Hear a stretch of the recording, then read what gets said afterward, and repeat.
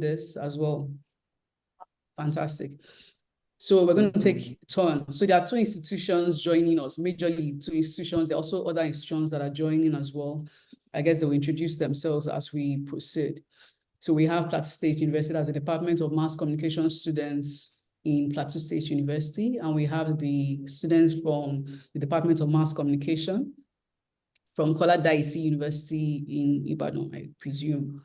Thank you. You're welcome. Thank you for joining us. The Kola Daisy students have exams today, so we'll try and be brief as much as possible. I learned that you have exams sometime in the afternoon, so thank you for joining us, for sparing time to join us. Thank you to every other person that has joined. You can see Dr. Oyejele. Thank you.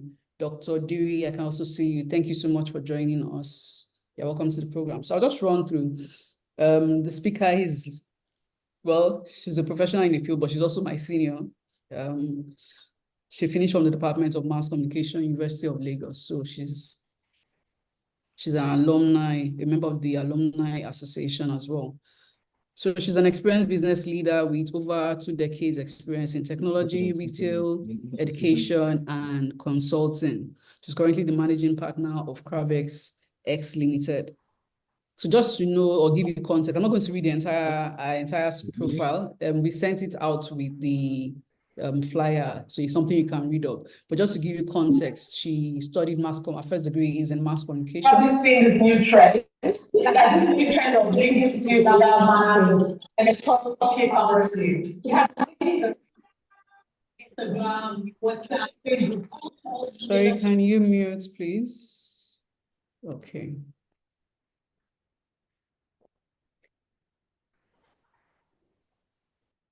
So I'm muting everyone.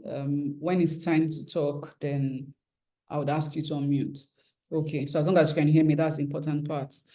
So she has a degree in mass communication, but she has expanded her horizon. Like I tell my students, mass communication can be the profession, or it can be a base for you to do other things in society. So it doesn't mean that because you studied mass communication, that's where you're going to end up. So today's speaker is someone that has expanded her horizon. She's moved from mass communication into technology, and she still does stuff in mass communication. So it tells you that the sky is the limit. There's nothing you can't do, even as a mass communication student.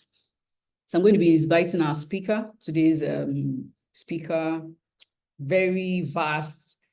I'll allow her to do the talking and allow her show you what she's made of. And I hope you listen attentively, because today's topic is very important. Employment opportunities that you can possibly start thinking of, something you can start doing even while you're a student. So it's not that you wait until you graduate. It's something you can get into right now. So enjoy today's class. Thank you. Good morning, everyone. Good morning. I'm wondering if you can, I can't see myself. If I can't see myself, how can you see me? We can see you though. We can see you then. 1 second, I'm just going to share my slides now.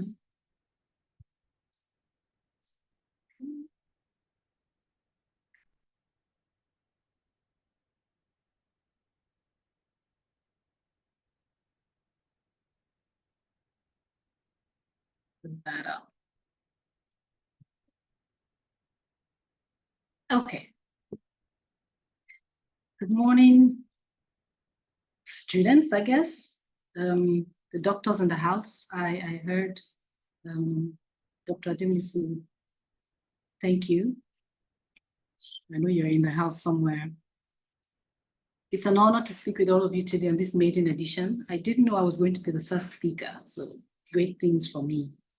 Let me start by thanking my hosts, Dr. Ifedola Ademisu and Professor Eson. Interestingly, Prof was my lecturer while I was in school a very long time ago, but let's not play with dates. My focus today would be on the intersection of technology and media. I'm hoping we can explore a wealth of opportunities for the entrepreneur, willing to innovate and adapt to make a significant impact. Before I start, a bit of housekeeping. So I encourage you to use the emoticons for those of you that have access to, that are connected virtually. Laugh at me if you want, but the child in me likes recognition. So use the thumbs up emoticon. You can clap, you can laugh, whatever works. Also, if something I say resonates, pop a question in the comments section. I implore you to ask the question, either write it down or something when it comes to you. I get a lot of senior moments and I have missed a lot of great opportunities to connect. So be guided, as we say in Nigeria. I believe Dr. Ademos also said something about people taking questions. So at the end of the session, I'm going to take questions as well. I will try to not make this too long. I'm going to start with a little poll for those of you.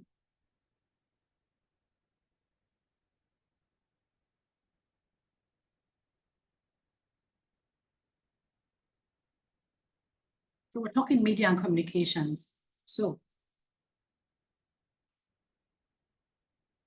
what is Apple as a company? Are they a technology company, media company, entertainment company? At the top of my screen, you would see where to respond. If you would very quickly do that in 30 seconds, mentee.com, the code is 4201770.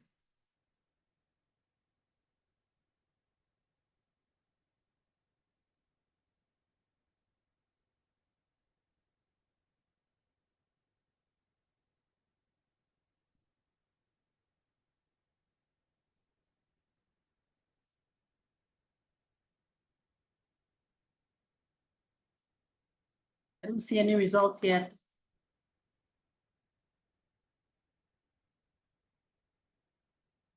If you are able to vote,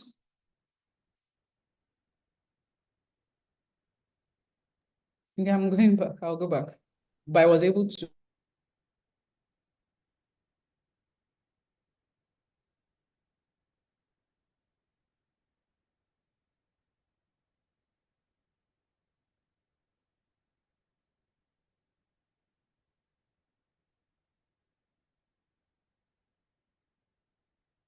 okay.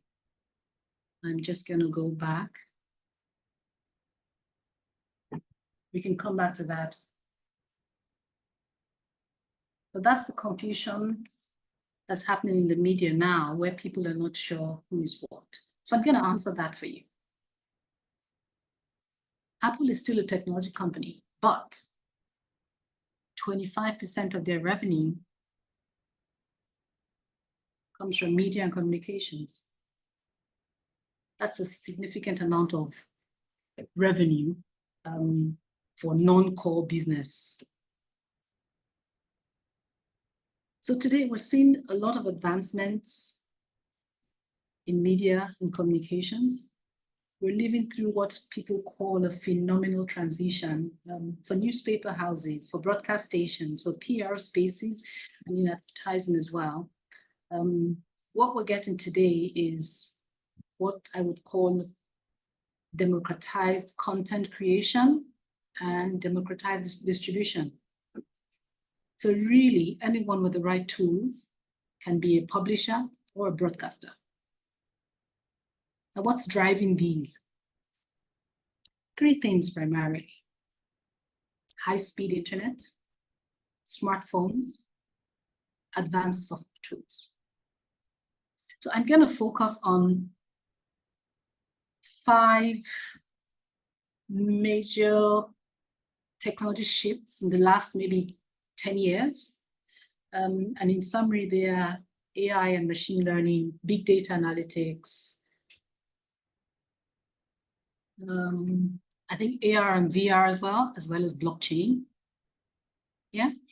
So artificial intelligence is really just computers or computer-controlled robots having the ability to perform tasks commonly associated with intelligent beings. So when you hear AI, it's not that far-fetched, it's not that complicated. If any of you uses an iPhone, you've probably messed with it. When you do facial recognition, all of those are playing out across the different fields, where you would see things like computer vision, machine learning, deep learning, NLP, speech recognition, and robotics. So what AI and machine learning is helping us do is create personalized content experiences, automate news generation, for instance, essentially improving audience targeting. Another part of tech is big data and analytics. Funny enough, I was able to define what data was. In my head, it just feels like everybody knows what data is. But data is information. So I met somebody who wasn't sure what data was. She just hears tech and she hears AI and she freaks out and thinks she can never get into that space. But data is information. Big data is a term used for large, diverse sets of information, creating tons of information daily. So, quick show of hands. How many people, smartwatches, are listening to me right now? Hands, please. There you go. So think about your smartwatch tracking your steps, the YouTube videos you enjoy, your posts on social media. All of these add up to a massive pile of data. Now imagine someone hands you this big, messy puzzle with all of this information and says, can you find the important stuff here? This is similar to searching for hidden treasure in a huge stack of information. But all of that data will be important to different people for different reasons. So in the media, we use data to understand audience preferences. We use data to understand behaviors and really to enable effective content strategy and monetization. So the other part to this is VR and AR. I'm sure you're all movie watchers. So you know about Terminator, and you know about Avatar and all of those. These immersive technologies are creating possibilities for storytelling and audience engagement. So what augmented reality does is it's combining the real world and computer-generated images. So again, it's maybe realigning our brains to see the world differently, or to get a different interpretation of the world, or to twist a story in a way that best resonates with who we are, as people. Blockchain is another technology. It's really just it's a computer program that serves as a shared ledger, completely transparent. What this is doing here, it is helping maybe maintain authentic communication. So it's a highly secure space where, as a publisher, if I put stuff in there and it's mine, it remains mine. So it's not going to change. Somebody's not going to come and steal my work and claim, oh, I did it, or I did it before this date. So it's giving you specific information based on the honest reality, which when it comes to IP, the lines are beginning to blur more and more. So from what I've said, I'm going to throw out another quick poll.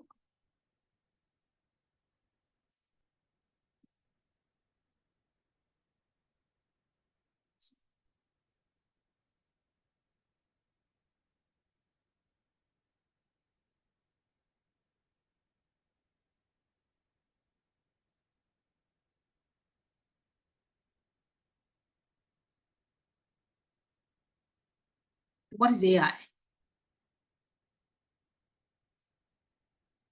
When people talk about artificial intelligence, what thoughts come to mind?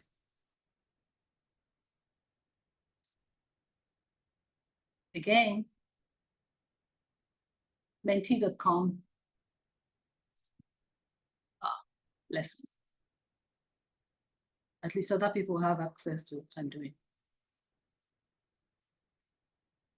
Okay, one response. Anybody else? There are 14 connections. So even if I don't get connections from the room where people are seated, there should be at least 10 responses.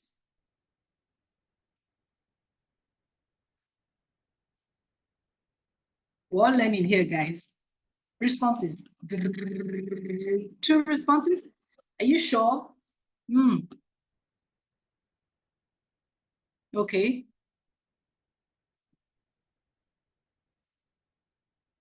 Okay. Well done.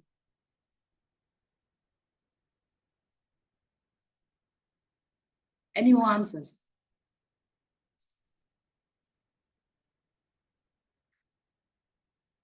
Okay. Thank you. I'm going to shut that down now.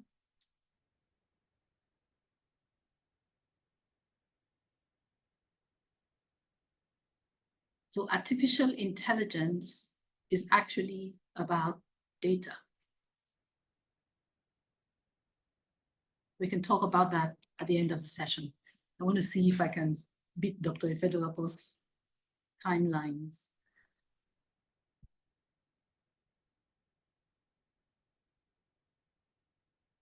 So the big part of this talk really had been around entrepreneurship and opportunities as we see it.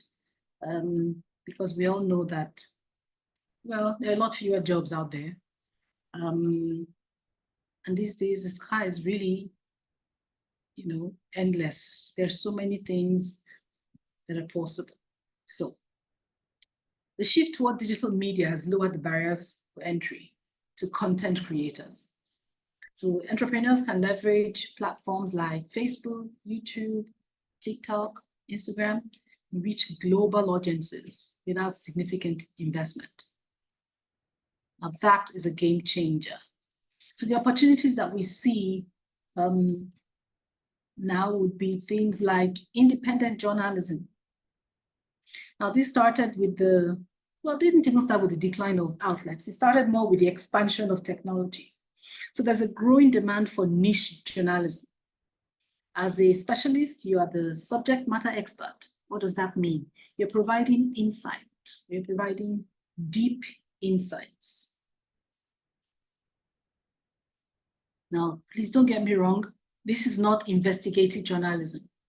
It is taking your single news and looking at it from different angles and giving different perspectives on it. You're breaking down your thought process and doing your own predictive analysis.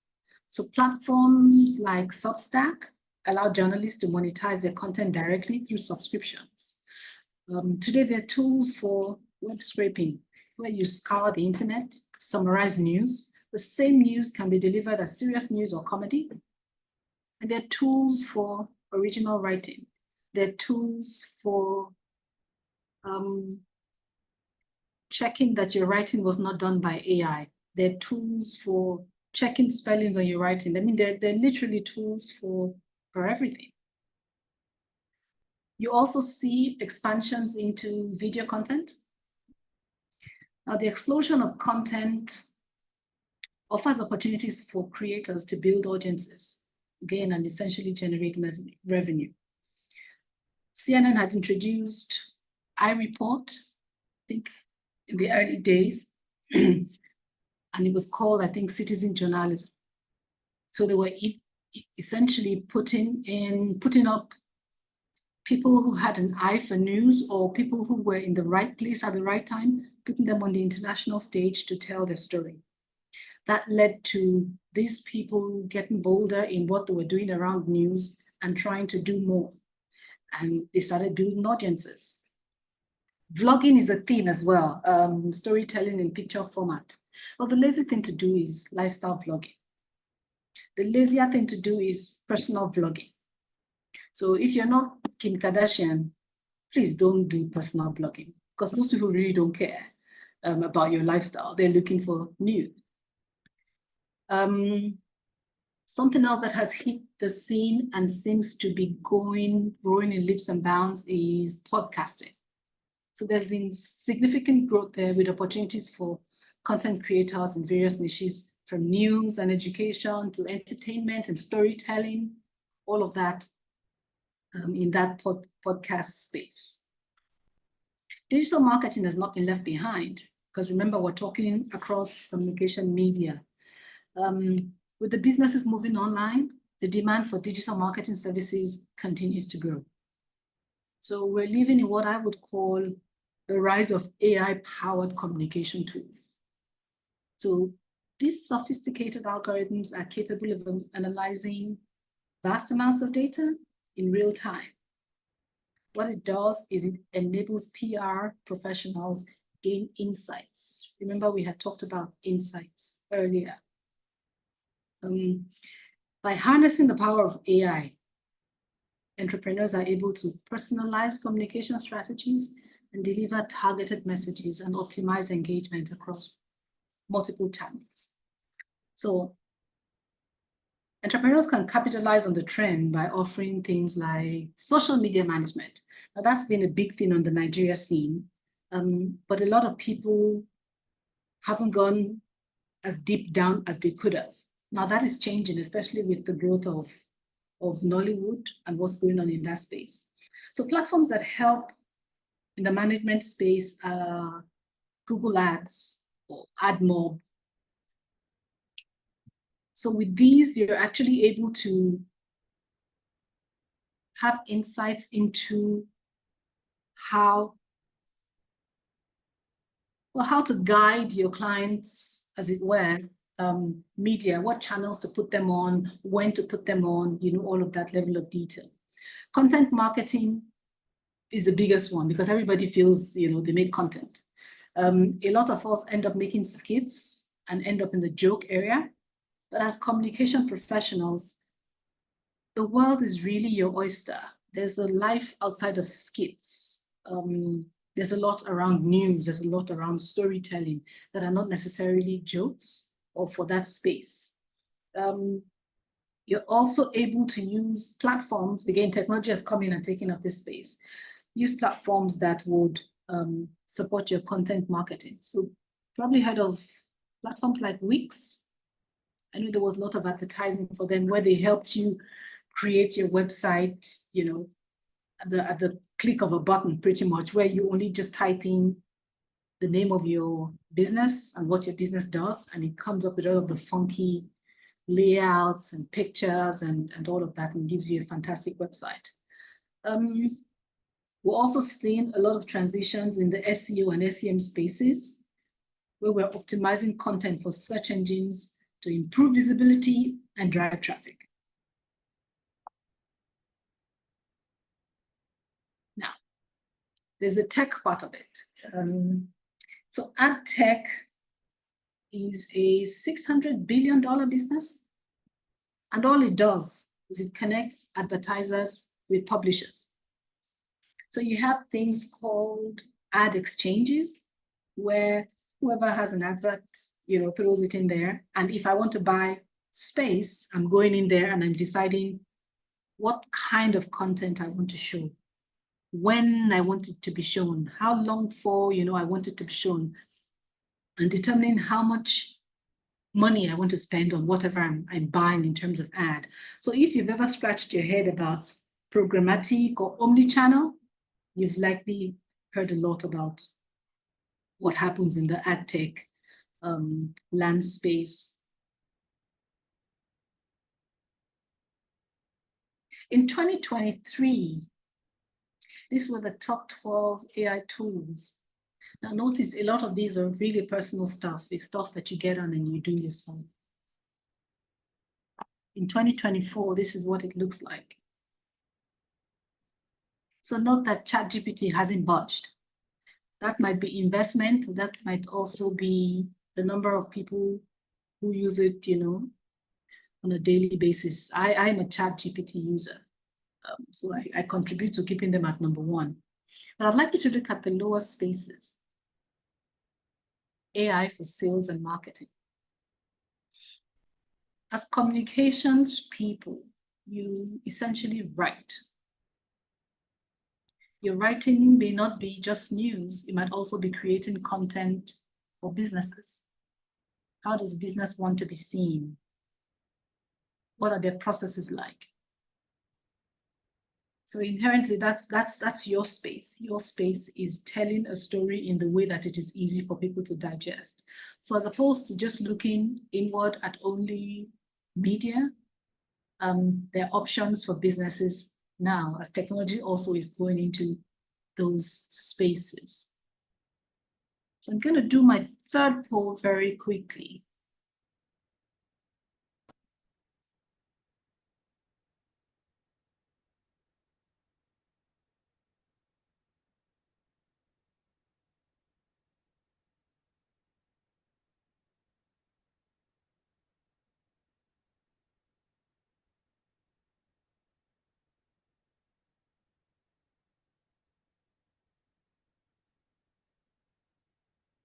I create, post, and earn from unique content on Facebook, YouTube, Instagram, and TikTok. I'm not talking about video sharing. If you create and post, if you create, post, and earn, or if you haven't done it at all, let's hear your thoughts.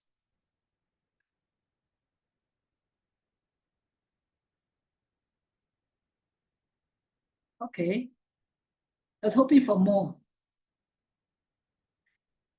I wish there was a way I could tell if I'm having the same people responding, because it looks like there's only 3 people in this room. Guys, come on. Come on, we are here. I know you're here, but you're not responding to me. Thank you so much. See, now I have 5 people. Okay. Okay. So I think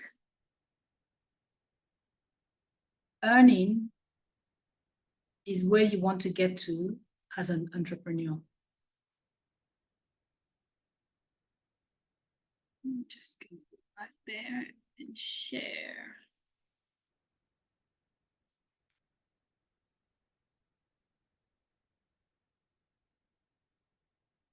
In all of these spaces, first of all, if you're an entrepreneur, the most important thing here is how do you make money? There are a medley of options to make money. How you make money depends on the type of content that you put out.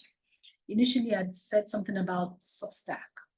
Substack is a subscription model where if you're a journalist, you can post your work and the number of times it gets read, that's how your revenue builds.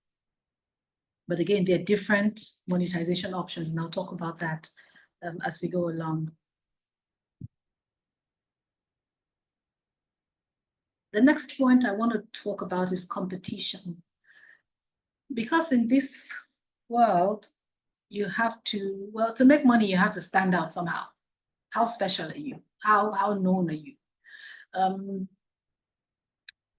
Platforms like YouTube are trying to infuse some discipline in how we create content, because that's how they're able to monetize. So for instance, if you own a YouTube channel and when you were building your channel, you said, I'm going to put up a new video at 4 p.m. every Thursday. By the 3rd or 4th or 5th Thursday, YouTube starts to see a pattern. And if you're commanding, the same rigor in what you put out and is attracting a certain number of viewers, again, you're increasing your chances of being paid. Now, this is not to say that if you put out one post, you'll get paid. You have to get hundreds of thousands to get into that space. Again, that is a new job description people are focusing on, understanding how that works to support businesses. So that's something for you to learn as well. Regulation and ethics. I talked earlier about blockchain. In a regulatory environment, like the media space, it's very complex. There are ethical considerations related to content creation and content distribution. I can give you a classic example. A very long time ago, I had used the picture of a competing business to to showcase something I was talking about. I think it was posted on YouTube, not sure, or LinkedIn. Anyway, within 24 hours, I got a very interesting email, asking me to take it down because it didn't belong to me. Now, that shows you also that there may be tools that are showing who is using what where. So original IP owners are able to track their stuff. So it's very, very important that as you go into that space, you're aware that there are rules and there are consequences for doing things. You would also notice that in the last 2 years, I think Instagram has started naming the artists that are used on the videos. So if you use Tiwa's music, to show something on IG, it's going to show her name. That way, artists are able to sort of monetize. Again, it's about ethics, giving the right person their due in terms of intellectual property. So now let me go to what I call the gospel according to Terry. So the next 5 slides really are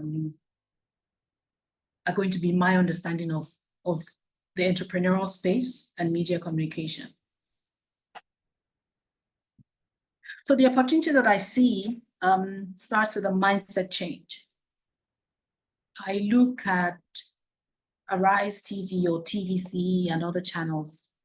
Have you ever heard any of them advertise? Go to our website for more insight on the story.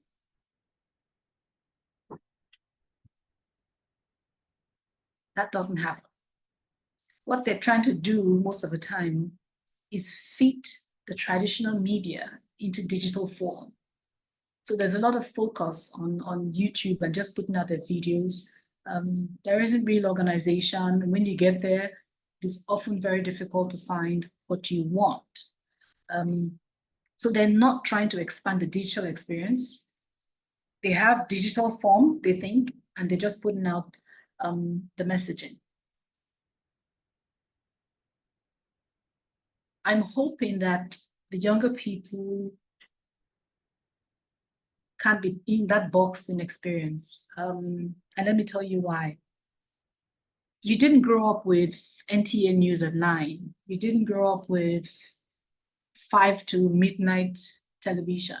So your thinking is often radically different. So when you look at the older people and you're thinking that they dropped us on our heads, they didn't. We have the baggage of experience, which you don't. So it's very interesting the way I see young people dealing with tech. So for me, the future in this space, or the very strong positive future in this space, is really around personalization and specialization. Now, what that does is it throws the ball right back into your court. First and foremost, define the need according to the gospel of your space. What's the gap that you're trying to fill in your area? So if you live in Nigeria, for instance, what's the gap in communications that you see? When you look at other media spaces outside, or when you go online and you see stuff, what can you do differently here? Next, define your space according to your passion. A lot of younger people are happy doing what they love. For me, the best life is working with what you love. So if you like to write about babies, yeah, and make it a baby thing, and create your niche in everything that you do. Be very clear on how you find your niche. Second part is how do you use technology to deliver a deeply personal message each and every time? You can only do that if you've defined your space and you know what your passion is. Thirdly, become a subject matter expert in that personal space. So if, for instance, you started off, I'll use the baby example again, talking babies, you would find that your gamut would range from probably from conception to maybe breastfeeding. You'll be able to give insights on a birthing experience, for instance. But that shows that you really understand all of what you're doing pre, post, in between.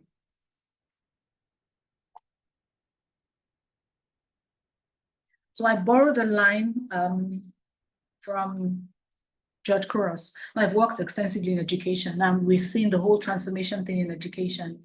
And they always talk about great teachers. So I'm borrowing George Couros's line, and I'm saying very clearly, technology is not the answer, but technology will never replace great communicators.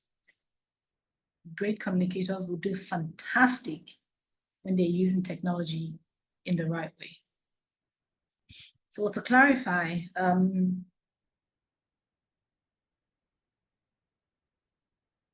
today the competing channels are mind-boggling, from long-form video, YouTube, Netflix, or short-form video, IG, TikTok.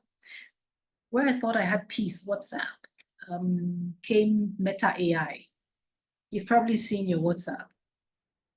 From there, you can change it. They would ask, I mean, there are channel options to change a flat tire or, grow a rose in Nigeria, It's so wide that if you're not disciplined enough to focus on what you're doing, you're going to end up doing a lot of, confusing reading from all of the different channels. So take me, for instance. I'm the average adult. My attention span is 8 seconds. I want my news and entertainment when I want it. I want it in the format that suits me. I want it for the duration of which I'm available. I want it in the style that would fit my mood or personality. I don't go to my entertainment comes to me. The most successful, media houses are going this route, and they're bending the rules and rewriting the rules, to fit this mold, because they're able to reach a lot more people. In terms of bending the rules, you've probably heard of Yahoo, right? The mail people. Yahoo was a mail client 30 years ago. Anyway, they bought some AI platform, and today they deliver news. Using this tool, they're scraping the web for news, they're summarizing the news, and they're delivering it in bite sizes. So if I want 1 minute news, I can get 1 minute news. If I want 5 minutes news, I can get 5 minutes news, and it just goes on and on. People are taking the needs of the individual, and they're coming up with answers that actually do what they need. So I tried the same thing, working with the Football League as a transformation partner. And this is what I came up with. I said, summarize football matches in 2 sentences, and I would like it in comedy format.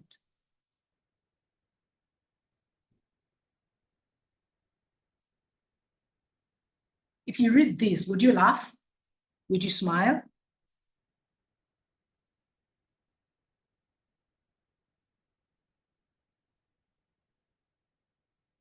So the fourth part to this, update your storytelling forms using technology tools.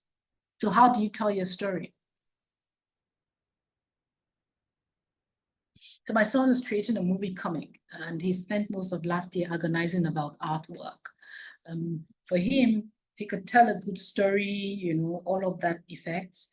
But if you're doing a comic, your biggest need is pictures, right? Is graphics. And then Microsoft Copilot struck. Now he's creating a storyboard without recourse to a graphics guy. He doesn't need an artist or anything. He's learning to be more precise in his language, because it's your description that tells you what you're going to get. So what he's done here is say, a black boy with dreads is on his knees and crying. He's staring at 2 divine beings who are in a crater. Anime.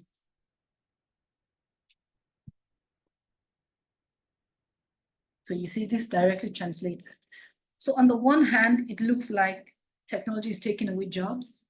On the other hand, technology would be providing a whole lot of new type jobs that you would see more and more of. So my last and final question.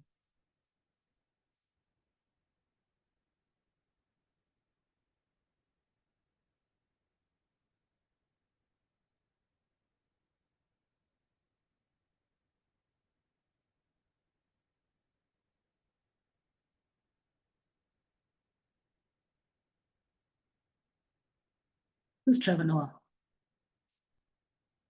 No cheating. Please don't look at your phones. Just answer. If you're not answering the next 30 seconds, then you don't know who Trevor Noah is.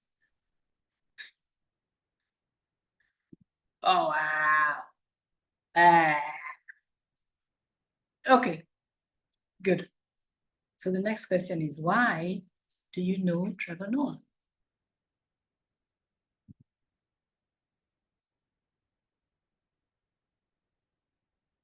You got the answer right, by the way. Trevor Noah is a comedian.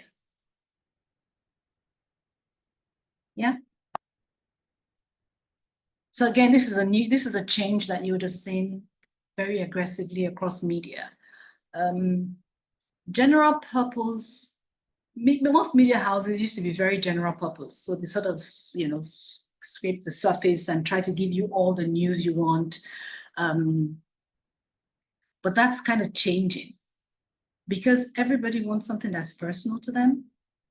You're beginning to find a lot more specialization. So now there's a whole cadre of on-air personalities, comedians, who are able to deliver daily news in comedy form. So you're getting the depth of the news from the angle of a particular person in satire, in a satirical format. So if you are if you're an American and you're a Republican, you know who you're going to for your news. If you're a Democrat, you know who you're going to for your news. So there's these people give you the news, give you their opinion on the news, give you their expectation of what this person said and what would happen. They sort of give you 360-degree news, if I can put it that way. But there's so much satire in it that, you can literally sit down on your sofa, have a good laugh, and get informed. What are they doing differently? They really have specialized on, particular topics or specialized on doing summaries, so you see that quite extensively, and they're becoming more popular. You've also started to see these type shows in Nigeria, which is where people like Arise seem to be doing a lot with their morning shows, and there are a lot of talk shows, that are like that.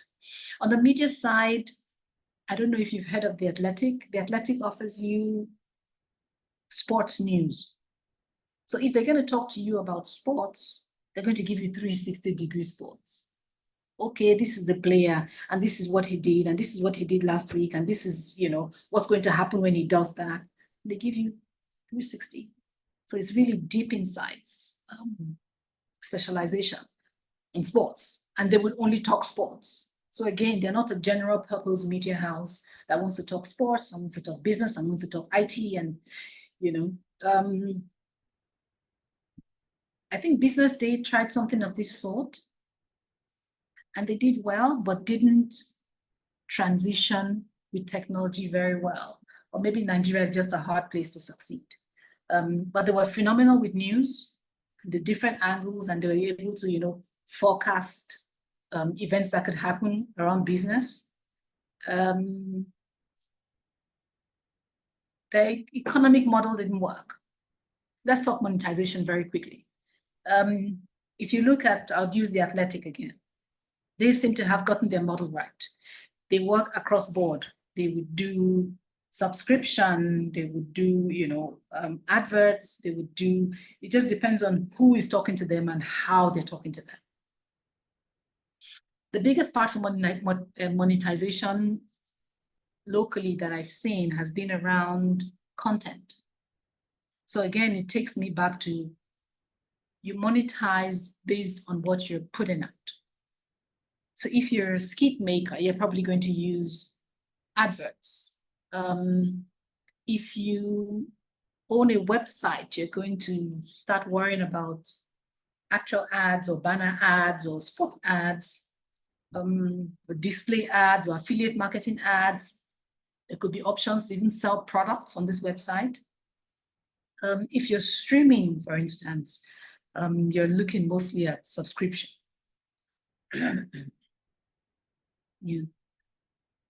These days, there's something called shifts of power.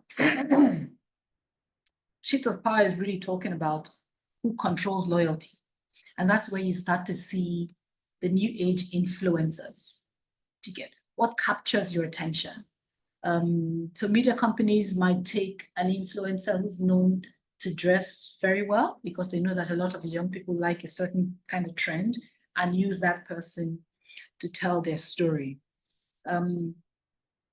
What you should bear in mind is the narrative of who you are is often the strongest determinant of who you actually are. So this is a whole new job, and these are one of the sort of new age jobs that you would find in the media and communication space.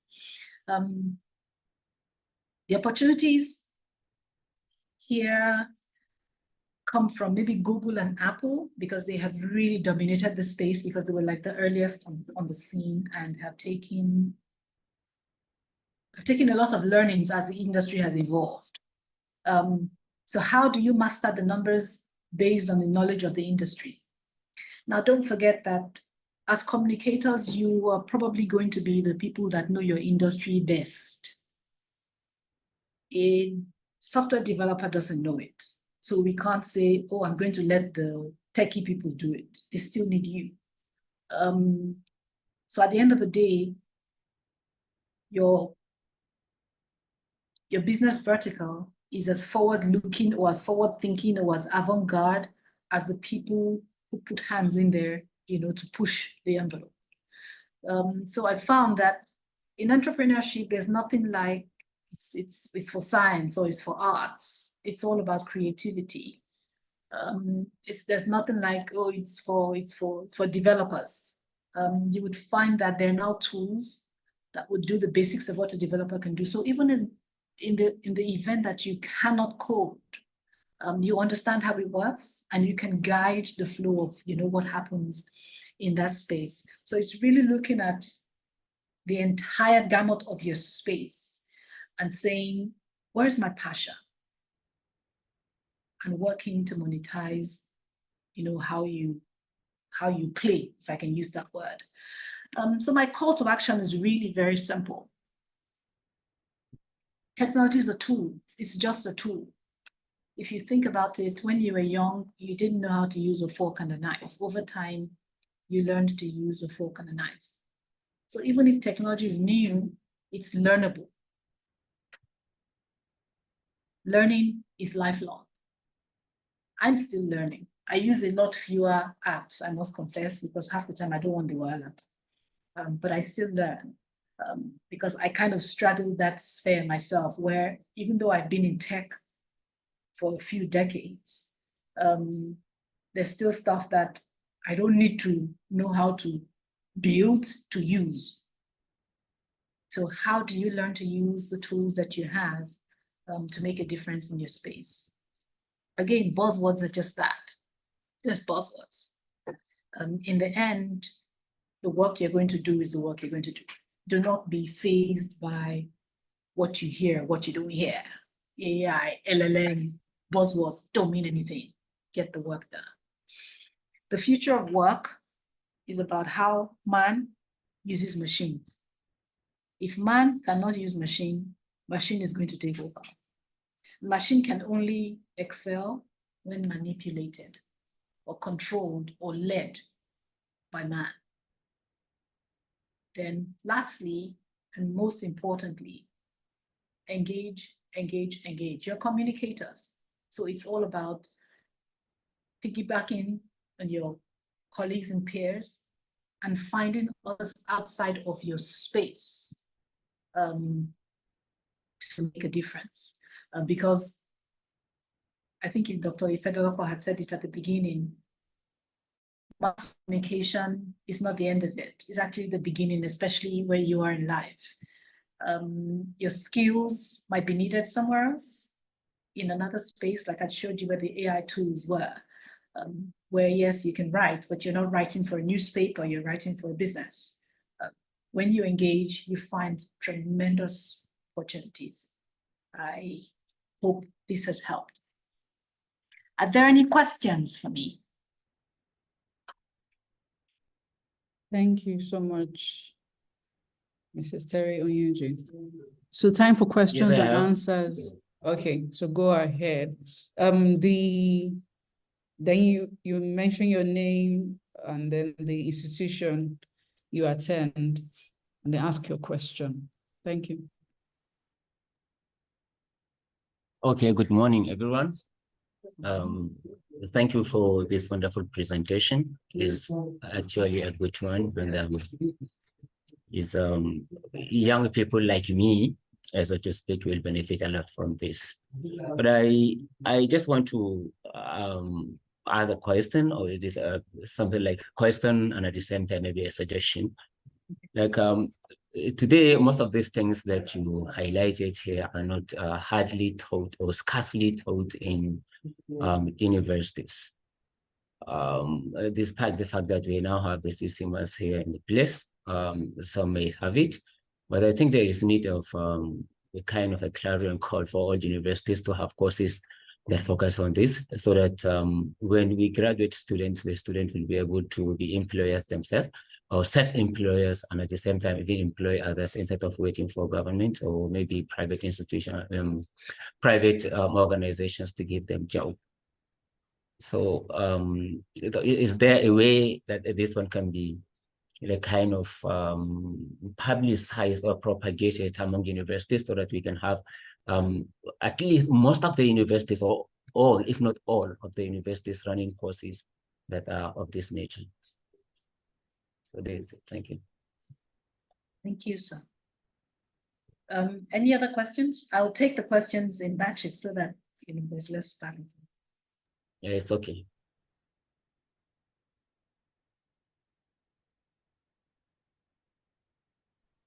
Any other questions? Yes, I have in addition to, my name is Dr. Timothy Onyejelem from Federal University, Otuoke, Department of Journalism and Media Studies, Federal University, Otuoke, Bayelsa State. Okay.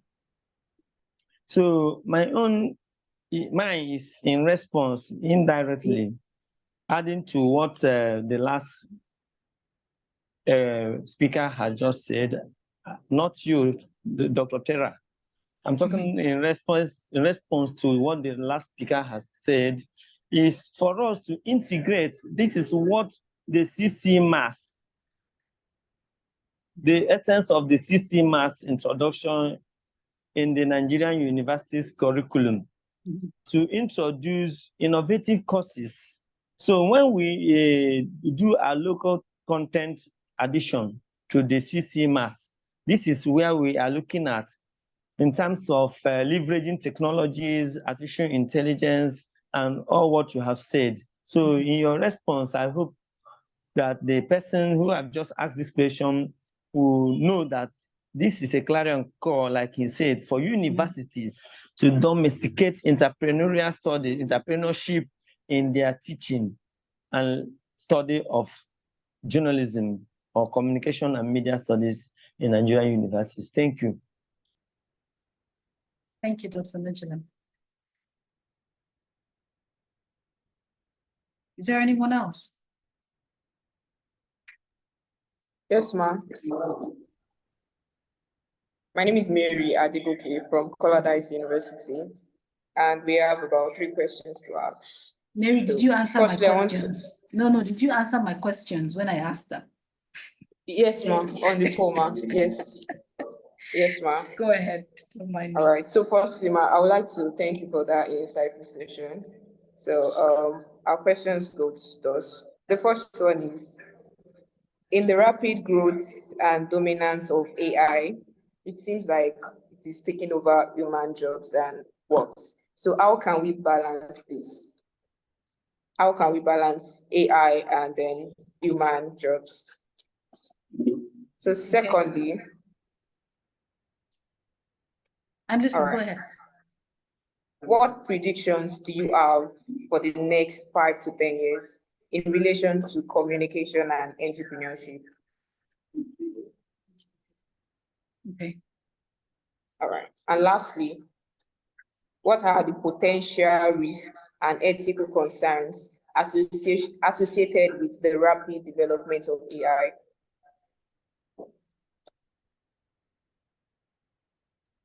Okay. So that's all, ma'am, for now. Thank you. So I'm going to take 4 questions. Dr. Christian. So in terms of curriculum change, I know that is a very thorny discussion that happens at the NUC. I do believe that recently in forming schools of journalism, there was a tweak, but I don't have the details of how it was tweaked. I do know that I have supported 1 or 2 university lecturers on the AI conversation. I have no idea how quickly that can be formalized, because in terms of course change, I think it's a very long journey. What I've seen on the basic and secondary space is more of a curriculum expansion. So you're finding private institutions, or you're finding maybe organized states like Lagos State government who have a resource center where they can expand curriculum. You're finding those people defining curriculum for new for new age teaching, if I can call it that. So for instance, you would find now there's teaching around STEM in secondary schools. You would find there's some teaching around the arts and content creation in secondary schools. But for the university side, I don't have that much insight. Maybe Dr. Ademosu might be a better person to respond to that. But I agree with you, it indeed is a clarion call for change. So if you're going to do curriculum expansion or course update, I'm not sure what it's going to be. But the reality is, without the kind of stuff that I've talked about today, a lot of students would come out of school and be very, very unfamiliar with the work world and the future of work, as I like to call it. I hope that answers your question. Dr. Ademosu, can you help me out? Do you have anything to add there? Okay, so generally there is the unbundling of the curriculum, but most schools are still undergoing what's that word? There's a resource verification aspect of it. So the curriculum is not yet implemented.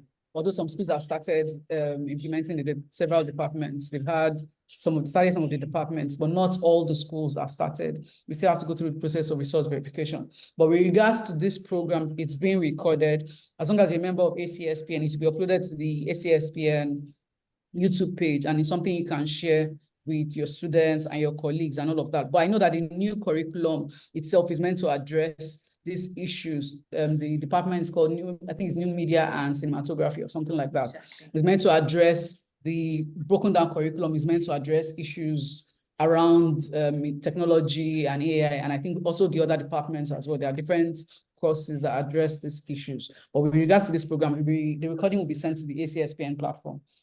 Thank you. The next question I'm going to take is from Mary, who talked about how we're balancing AI versus job loss. So here's the interesting thing. A lot of people, okay, it's about a glass half full or half empty.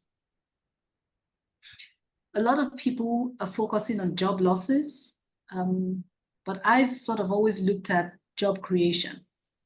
So there are going to be significantly more jobs created than will be lost. The challenge that I see is how quickly do we get skills for the new jobs that are coming? And in Nigeria already, that's a challenge. Typical example, again, I would use the education part of it. How does a teacher go from teaching on a chalkboard and being the center of attention to turning it around and making it the student the center of attention and doing a student-to-student kind of teaching? How does a teacher create content digitally as opposed to using the content that we've used since 1970. To do all of those, you're needing, to do a teacher's work of today, you're needing maybe 5 people, if not more, because there's the back end where they're creating the content. They're creating the content, you're looking at the graphics people, you're looking at the development, the coding people, you're looking at the analytics people. What you're doing is you're bringing a potpourri of people together to do a single job. So where historically you would have had maybe one teacher write a curriculum, you're having a lot of creativity around what was supposed to be simple. So I do see a lot more jobs being created. And this has also been verified by the World Economic Forum. And they're struggling with the same thing. You see the need and now there's a gap. How do we get people to have the skills to do the jobs that are needed? Unfortunately, you're going to have to go through a generation, if I may, where the older people are used to a certain way and the younger people are able to, are more nimble, you know, and are able to take on a lot more tasks, are able to take on different things. So again, it's not about finding a balance, it's about being creative enough to bring out, you know, those new jobs. In the work that I do, easily 80% of when I engage in new jobs. And again, I'm faced with that problem. Okay, how do I hire people and then train people? Because there's a whole training period. So if, for instance, you're in school now and you have access to some of these tools, you're actually able to get skilled before you come out. So when you come out, you're ready to work, which really was what we had done in our time, where 30 years ago, left university and I said, okay, if I'm going to go out to university, I need to know how to type. If I want to work for the UN, I need to know how to speak French. And those were skills I came out of school with. So the challenge is, you know, I'm throwing it right back at you. What kind of jobs are you interested in? How do you learn them before you get out there? People like Udemy and Coursera are doing a great job on certifications, but certification is not enough. In your space, are you doing the work that you could do when you're outside? And it's possible, especially with technology these days. If you say you're a writer, does your department have a newspaper? Does your department have a studio? You know, how are you using the skills that you want to use in the future? How are you honing them? Because that's really where it starts from. So I honestly, unfortunately, don't see job loss that would hurt you. I see extreme benefits for the people coming into the job market now. Predictions, communications and media, oh my God. The one big one that I see that is not happening here at all is around aggregation. So in Nigeria, every man is an island, if I can say that. But you start to get economies of scale when people come together. So who are the people building that platform that's going to make that happen? Who are the people collaborating to make that happen? Because it's going to happen. I remember when Netflix just started, the big US stations didn't think much of Netflix. They couldn't be bothered. They were doing broadband. The world was their oyster. They weren't, I mean, they didn't even bat an eyelid at Netflix. In 10 years, Netflix has eaten their lunch. You're now finding people trying to get onto Netflix.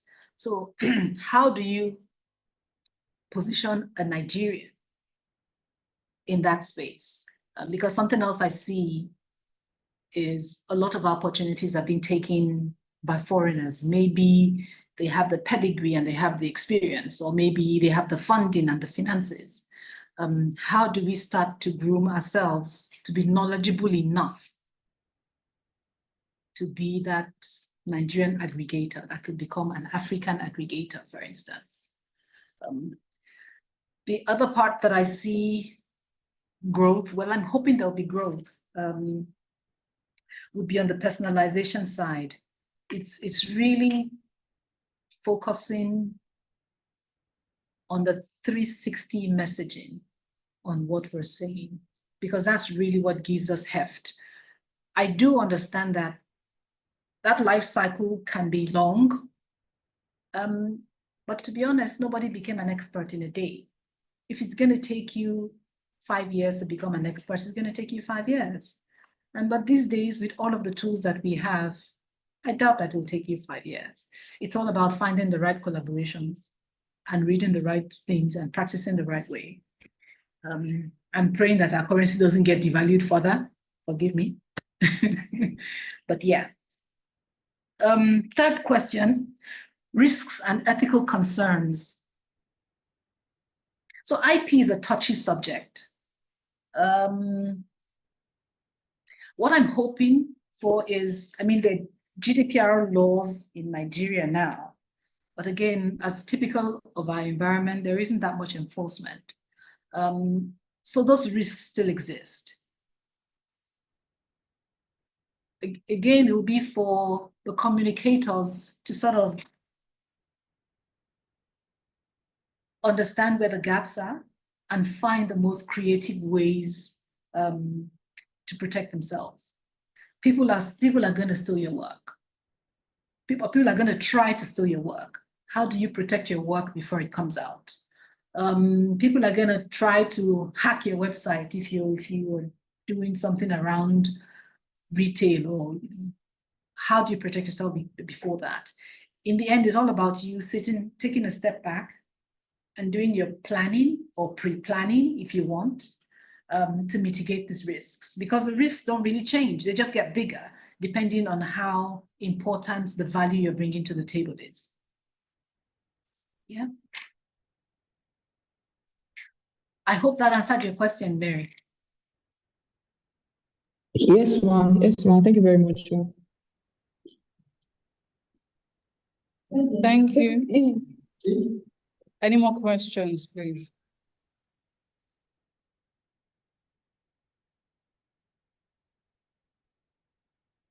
Okay. It has been great talking to you all. Excuse me. Okay. Sorry, hold on. I was waiting for the students to respond, you know. Okay. When you were responding to the 4-packed question, you talked about 360 degrees messaging or 360 messaging and what we can do or what we are already doing.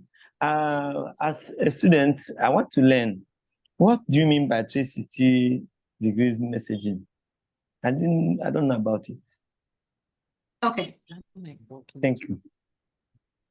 So for instance, let's say you are a journalist, okay? And you are talking about, let's say, sports. And you're not just talking about sports, you're talking about soccer. If you're putting out an article on soccer and you're using, let me use a local club, Eimba, you're probably going to be talking about a match or an important actor in that match. There are different ways to spin it. You can talk about the match and that player, and then you can talk about the people they played with, and then you're talking about how strong that player was, or where that player is going to play next, or how his last match impacted his new match. For you as a news person, what you're doing is you're trying to connect the dots so that when I read your news article, now all of this information is not in one article. All of the information is in different articles that connect to the same space. So I may say that Eimba played an amazing match and Gregory Iheanacho scored 20 goals. That's one story. And then you might say, okay, for more insight on what do you call, please go to our website for details. In that website, somebody else has written about how in his last match, he hurt his foot. That's why in this match, he couldn't play well. And then, so you're doing a predictive analysis and an explanatory situation. So you're taking the history and to now you're saying, okay, because he didn't play well now, maybe when his leg heals in 5 months, he's going to play phenomenally well because 2 matches ago, he was a rock star player. You get, so you're sort of covering the news all around. Before the news, during the news, after the news, before the event, sorry, during the event and after the event. That is really what makes your 360 engagement. Thank you very much, Terry, thank you. Thank you. Plateau State University, do you guys have questions for us? Yeah, we do. Good morning. Okay, go ahead. Good morning, sir. Thank you very much for that lucid presentation. And the advent of AI as a cutting-edge technology has thrown up a debate. I take you down memory lane. About 2 decades ago, when the concept of globalization came on the scene, it created the kind of nervousness we're now experiencing with the coming of AI.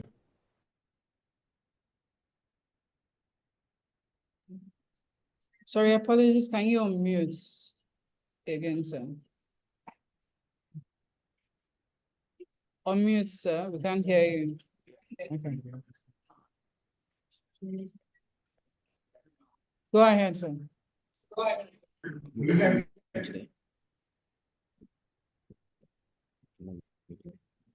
Can you hear me? Yes, go ahead. Do I need to go back to where I started off or continue? I don't know how much of what I've said you've heard.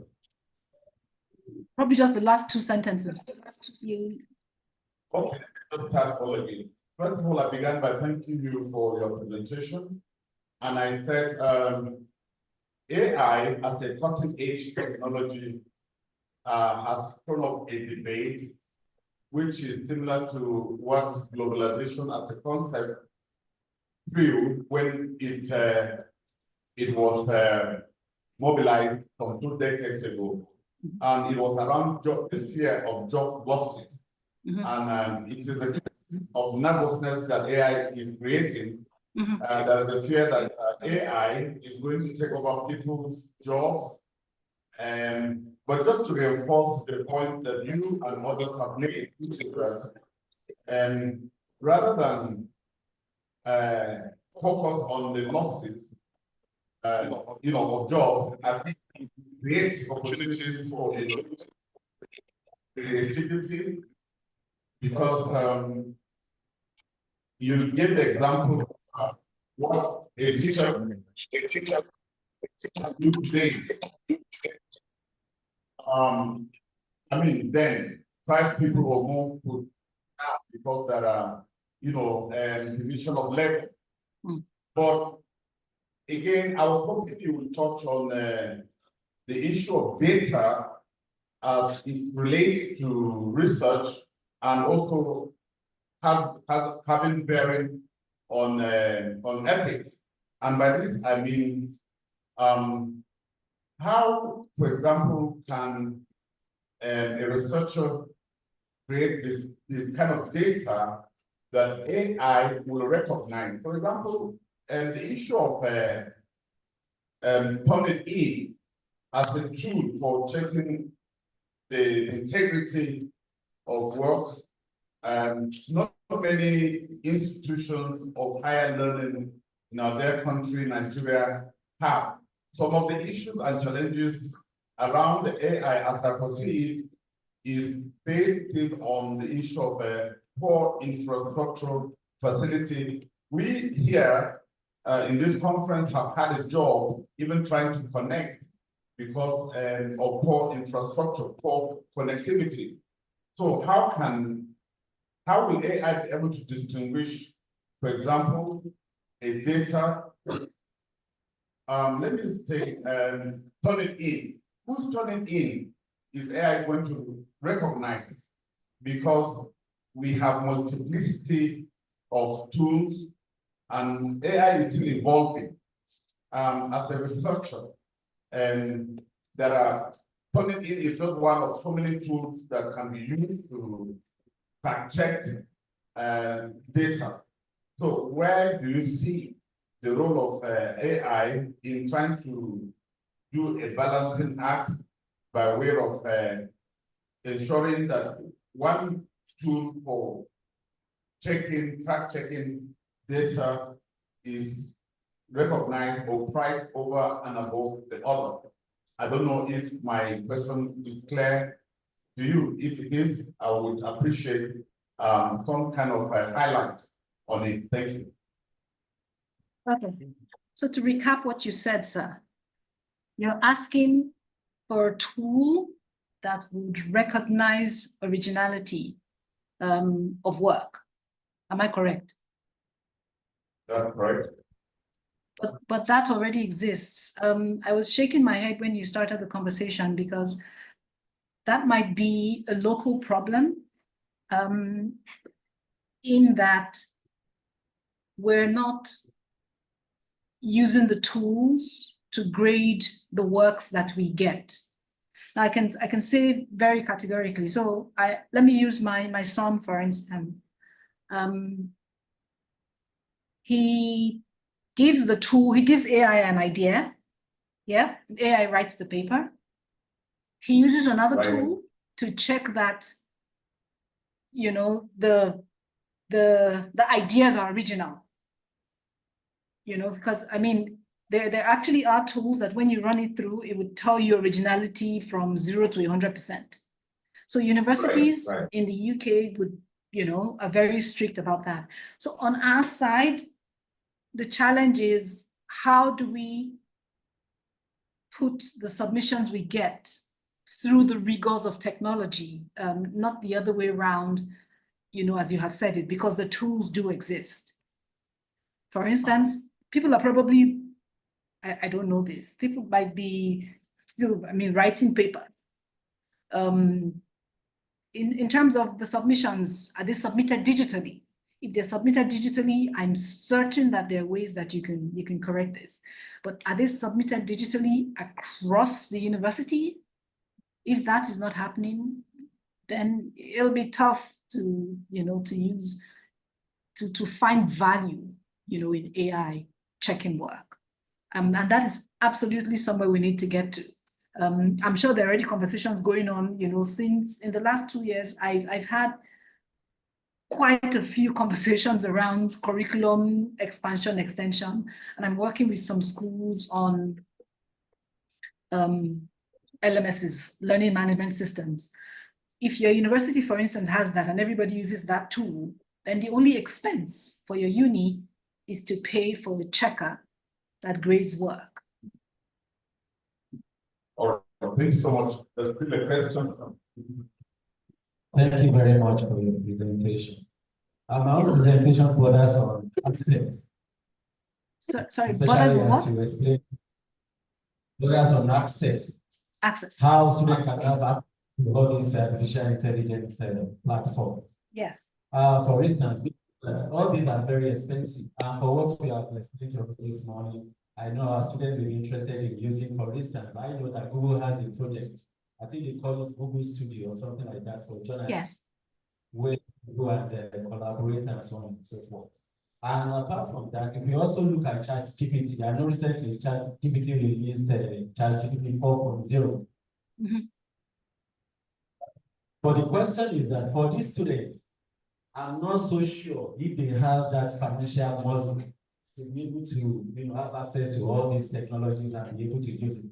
So I am asking, would there be any platform for us to be able to assist these students, or would there be any kind of form of, you know, platform where we can mentor them and provide some of this platform for them to use it for free?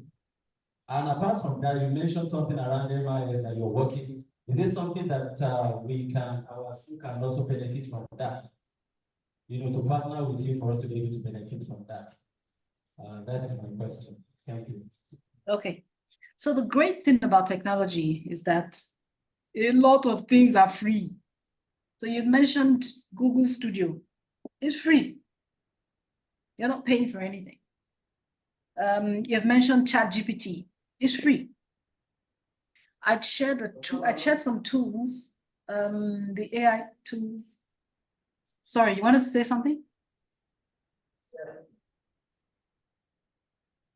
I know 3.5 version is free, but if you take it further, to the version that will enable you, for instance, I'm a researcher, sometimes I do analysis, because I know ChatGPT now gives you, opportunity for you to be able to run your data on the platform. But this is, and apart from that, there's another platform called Excite that allows students to engage in literature review. All these are not free.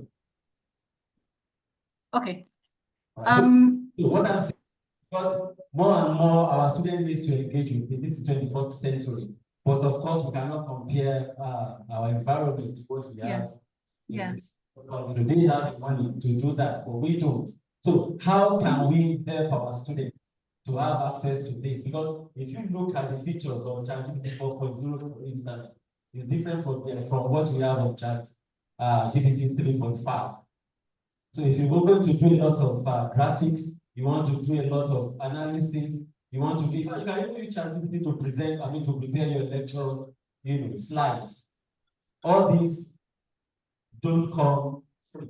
You need to subscribe. So my question is that how can we assist our students, especially for somebody like you who seems to, to be there?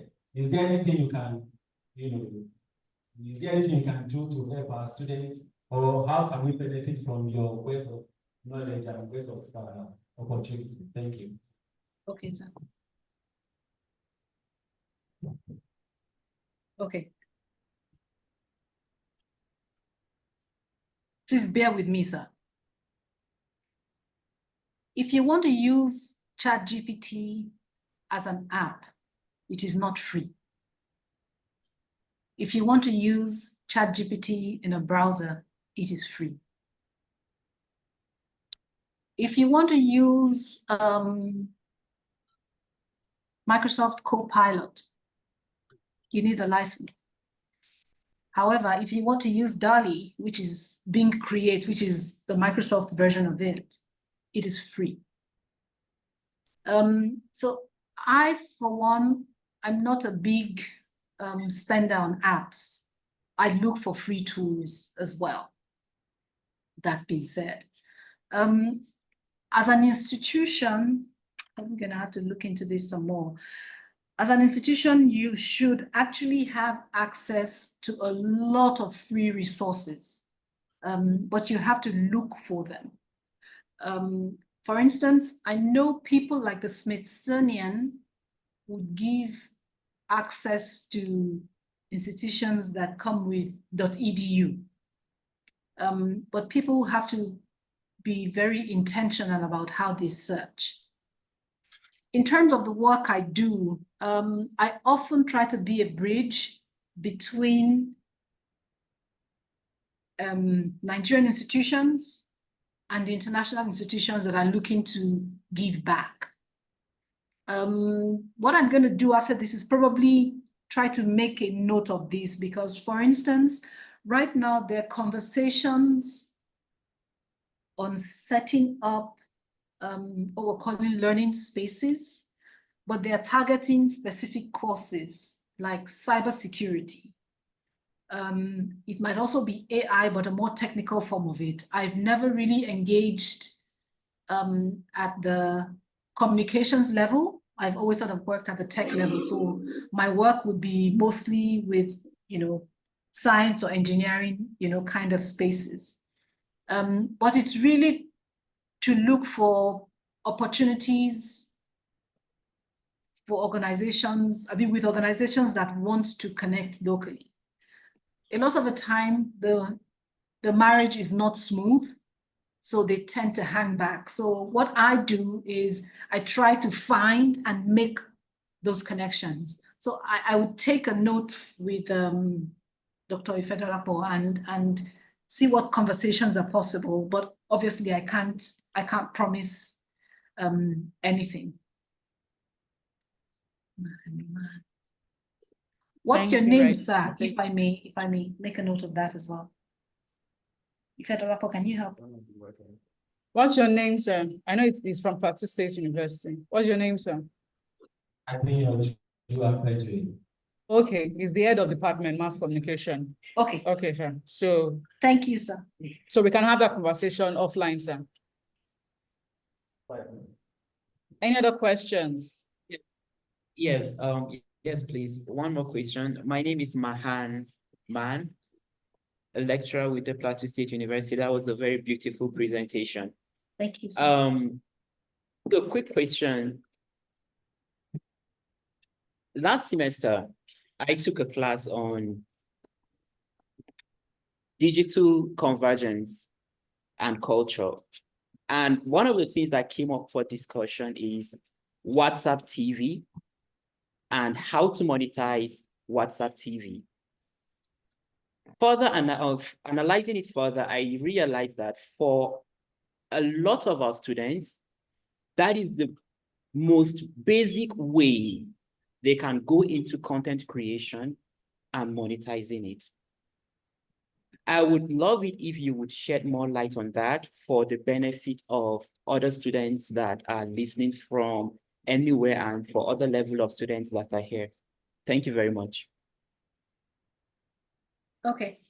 So WhatsApp TV is the medium in which to showcase the content? Yes. Yes. They do this thing called WhatsApp TV, and then they create content and put it out there on their status, WhatsApp status, and there's a way to monetize it. So I would really love it if more light is shed on that for the benefit of the student, because I believe this is one of the easiest way they can go into content creation and monetization as students. Okay. Okay, so WhatsApp TV I'm not familiar with, and how the monetization works on that platform I'm not familiar with. That being said, I'm familiar with YouTube and Facebook and Instagram and all of the others. And the thing about content, first of all, you have to decide who you're talking to and how you want to talk to them. I've also found that just doing straight videos these days is not as engaging as a lot of people want. I mean, anybody can do a straight video. They're looking for a different way of telling the same narrative. So I wouldn't even focus so much as where they're putting it out. I would focus on what they're using to deliver, to create that content. So I think I'd shared a few slides. I showed you ThinLink, I showed you Canva, for instance. These are platforms that allow you to do stuff across different media. You can use graphics, you can use pictures, you can use videos. In the end, is what's your storyline? You know, who are you trying to reach? Like I shared earlier, mass audience stuff over time is becoming overused. You get, so if you focus on the end game, which is making money, you lose out on the planning, which is what am I creating? I think that the effort and the energy should be in the what you're creating and how you're creating it than the end game of, you know, how you're monetizing. If I want to break down monetization a little bit more, you can do sponsorships. You can do ads. In doing the adverts, there are all sorts of ads. There's spot ads, there are 17-second ads, there's 30-second ads, there's video ads, there's picture ads. Again, you know, what type of content are you putting out? If you use Instagram, for instance, it would let you show stuff, and then, you know, they would post an advert. The advert can either be a video or a picture ad.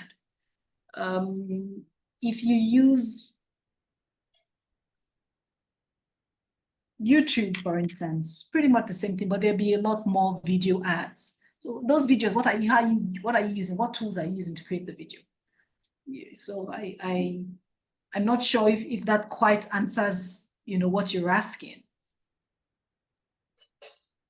Thank you very much. I think that shed a lot of light coming from the aspect of content creation and monetization. That was beautifully answered. Thank you very much. Okay, any more questions?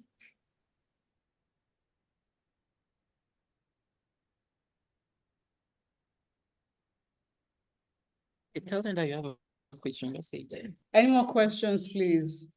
We need to start wrapping this up in the next 7 minutes max. Any more questions? Please go ahead. All right. Good afternoon. My name is Jude Madogla, a student of Plateau State University, Bokos. My question is, actually the world is going globally digital. How can Nigeria as a developing nation be part of this globalization and digitization with the scarce resources available for communication industry and the lackadaisical power and network availability in this country? Thank you. Thank you, sir. I think we're already a part of it. We're already a part of it in a very informal way by individuals. I mean, for instance, right now, we're having a virtual call. So we're part of it. I know that the federal government is trying to make some huge strides into leveraging it further. I mean, what their plans are, I don't know. I know what the broad-based plans are with the minister for with the NITDAP people and the communications people. I encourage people as much as possible to let this inclusion start from themselves. So I would ask you directly, I mean, what are you doing to be a part of it? Or maybe I should ask, what does being a part of it mean? If you have a phone, are you a part of it? If you send WhatsApp messages, are you a part of it? Or when you actually create content and post out for the general public to see outside of WhatsApp, maybe you're on LinkedIn or you're on Instagram and you're doing, great work there. That's when you're part of it. Are you upskilling yourself formally or informally to become a part of it? Because we don't have a structured, government intervention and, building all of that out at scale, the onus is on every individual to step out and be a part of it. So if you have a laptop computer, what do you do with it? Do you watch movies or do you find ways to engage other people? So in the end, it's, how you decide to engage. If you remember my call to action, in the end, is about engage, engage, engage. If we all sit back and talk about government and being lackadaisical, nothing is ever going to happen. So what are you doing in your own space to be a part of it? Thank you so much. I hope we're done with the questions. If you have any more questions, you can just send it through your representatives. It's something I can always forward to her, and then she would answer and we can send back. But this is where we call it a day. But just to summarize everything that has gone on today, the key takeouts for me, because she said quite a lot, and would also send the presentation slides. We'll send it out as well. She said a lot. For me, technology is evolving. It's here to stay. So no matter how much you complain about the fact that, yes, it's eradicating some jobs, but be conscious of the fact that it's creating new jobs. So what you need to do is find a way to plug yourself into the new jobs that is coming, is creating. So don't be a complainer. Don't look at what is going. You need to think of, okay, in terms of how do I upskill myself? How do I get prepared for the future of work, as it were? So the second thing for me is embrace technology. Don't complain about it. And like I think one of the important things for me that she said is that technology is not the answer. So it's not going to eradicate the fact that we need great communicators. So it's technology is made for man or created by man for man. So you need to find a way to leverage technology to be relevant now and in the future. So most of the things she shared are things that you can start doing now. Don't wait for tomorrow. If you're a lecturer, because I can see that there are quite a few of lecturers on as well, it means that you shouldn't be left out. Like she said, engage, engage, engage. The other thing for me is that soft skills are still in demand. So yes, pick the technological skills, pick the skills relevant, but problem solving. If you heard her when she was talking about identifying the gap, so you need to be able to spot the opportunities that exist within the technology space or technology and communication space. So it means you need to be able to spot the gap. Problem solving is still a very relevant skill. Strategic thinking. So if this is the problem, this is the gap, how do I plug in? Where do I fit in? What's my relevance? It's something you need to pick up. People's skills will still be relevant. Yes, we talk to machines, but you also need people to talk to people. That's why you're a communicator. You need to be able to speak with people. You need to engage people. So people's skills will always be relevant. So don't just focus on the technology, focus on your phones, your devices, and forget how to interact and engage people.